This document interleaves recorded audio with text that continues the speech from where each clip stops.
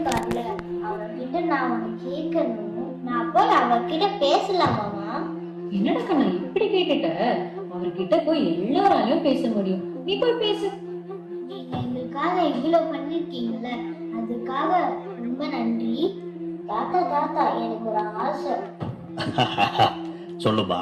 இப்ப நான் ஸ்கூல் படிக்கிறேன். நான் ஸ்கூல் முடிச்சு காலேஜ் முடிச்சு என் ஃபர்ஸ்ட் ஓட்டு உங்களுக்கு போடவா? பெரியாரின் கொள்கைகளை அண்ணா கற்று வந்தாரு. அண்ணாவினுடைய கொள்கைகளை முத்தமிழ் அறிஞர் கலைஞர் கற்று வந்தாரு. கலைஞர் அவர்களுடைய கொள்கைகளை நான் கற்று வந்தேன்.